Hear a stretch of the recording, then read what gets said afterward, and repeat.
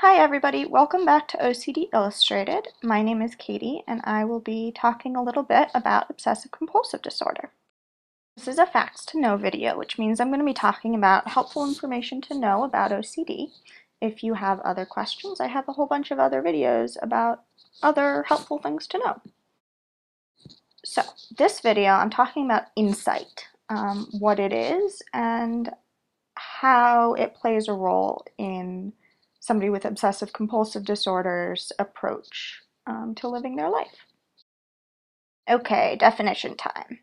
Insight is defined as the power to or act of seeing into something, according to the Merriam-Webster Online Dictionary. In OCD, this boils down to when you're having a thought or doing compulsion, can you tell that it is OCD? If you can label it OCD, that's having good insight. If you say, no, no, no, this is entirely reasonable, everybody does this, that's poor insight. So over the years, I've found that I need a more specific question to sort of gauge my own insight, and I always need feedback from other people. So here are the two questions that I ask myself when I'm thinking about a thought or an action and trying to sort out whether or not it's OCD and where my insight is at. Okay, there's my 2 bullet points. Question 1. Is this thought or action unusual? And by this I don't mean is it out of the ordinary for you, but is it out of the ordinary for other people? Do many other people do the thing that you're thinking about doing? And the second question is it unreasonable? And I'm just seeing now that I forgot the question mark, so put a question mark at the end of that. And by is it unreasonable, I mean kind of, would other people do this for the same reasons that you're doing it? Would they go to the same extent that you're about to go to do something? And does it, if it's a thought, does it logically make sense? Okay, so if you've watched some of my other videos, you know that I have a tendency to like charts and visuals, which is kind of what this whole channel is about, is using visuals. So I'm going to start off with a chart about insight. So there is my line, which is going to be my scale. Okay, over on the left, I've got low insight or poor insight, medium or middle, moderate level of insight right in the middle of the line, high or strong insight on the right. So the next thing I'm going to do is answer those 2 questions. Is it unusual and is it unreasonable? And give the answers that at least that I would give when I'm having low insight, middle insight, or high insight. Please keep in mind that these 2 questions in my scale is something that I have come up with personally, and I don't, well, I've been banned from researching OCD because it got compulsive, so I don't know whether it completely plays out with everyone, but it works for me. So when my insight is really low, if somebody asked me the question, is this thing unusual? I would say no, it's totally usual. Most people do this, or at least a significant number of people do this. And if somebody asked, is it unreasonable? I would say no, it's totally reasonable. This thing that I'm doing makes complete sense. Or this fear that I have makes complete sense. That's low insight. Medium insight for me is I can acknowledge that it's unusual. I can acknowledge whatever I'm doing or I'm thinking is not something that most people would do or think, but I still think if they really thought about it hard enough, they'd agree with me and that what I'm thinking or doing is pretty reasonable. When my insight's really good, when I have high insight, I'm saying, no, this thing, it is unusual, most people don't do this. It doesn't make sense. I know that it doesn't make sense, and I'm still having this obsession anyways, and it's very easy to label as OCD.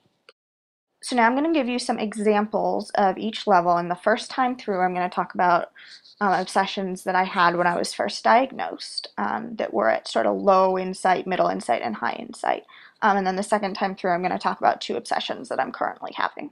So looking back, one of my first clear obsessions was the idea that if I slouched, I was a slacker. So this turned into compulsions like sitting up extremely straight, sitting on the edge of chairs, not wanting to turn my head, trying to stay standing all the time. And when when I first went in to get help, I didn't even think to mention this because I thought it was something that most people did. Also keep in mind I was a kid, so I didn't have a great deal of reference to go on, but I thought it was normal. I thought it was reasonable. I didn't even mention it to the clinician. Another obsession that I did not acknowledge as an obsession at first was my perfectionism with school and need to get straight A's. I really thought that most students thought the way I did, and it took a lot of work from my therapist to convince me that maybe what I was thinking wasn't reasonable and wasn't common. So initially, when I sought help, there were some things that were sort of middle insight, where I thought it was unusual but reasonable. So an example of this is that I woke up at 4:15 every morning so that I could feel certain that I wouldn't be late for school. I could acknowledge that most people didn't wake up at 4:15. In that sense, I knew that it was unusual, but I still thought that it was reasonable.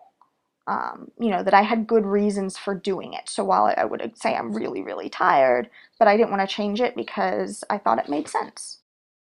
And at the high end of insight, where I knew that what I was doing was unusual and that it was unreasonable, for example, was knowing that I didn't want to step on different colors at the same time, and sometimes that went down even to textures. So I wouldn't want to step on like a patch of dirt and a patch of grass at the same time.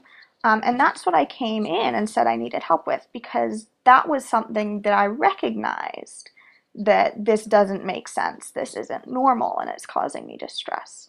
So that was kind of my high insight example when I was younger.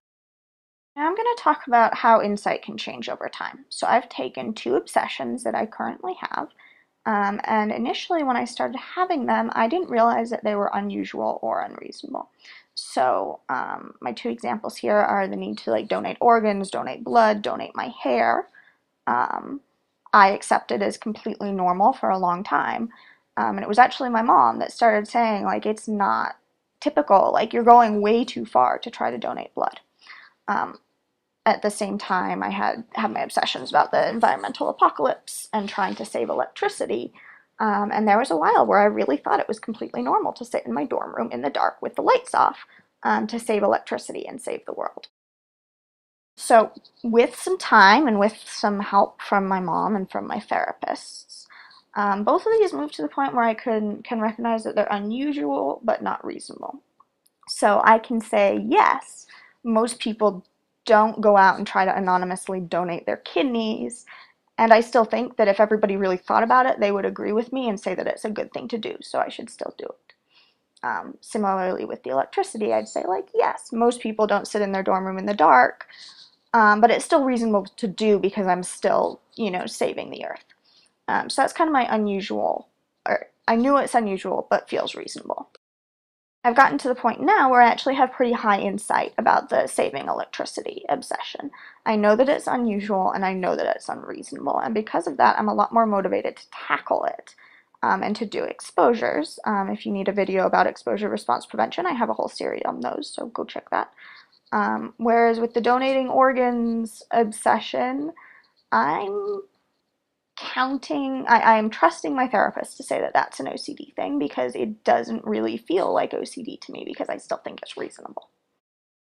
Right, so you may have noticed a pattern already, but I'm going to put it into words, whatever. So insight matters in OCD because the level of insight you have impacts your motivation to commit to treatment. And by that, I mean to label thoughts as OCD, and then to do treatment, whether that's medication, exposure response prevention, cognitive behavioral therapy, to change your thoughts and your actions, right? If you don't think your thoughts and actions are a problem, you're not motivated to change them. When you have low insight, you're not motivated for change. When you have high insight, you are. So that's why it's important. Okay, I've zoomed out. You can see the whole thing. As always, if you have questions or comments, please do leave them in the comments section, or subscribe if you want more information. Thank you very much for watching. I hope you have a great day.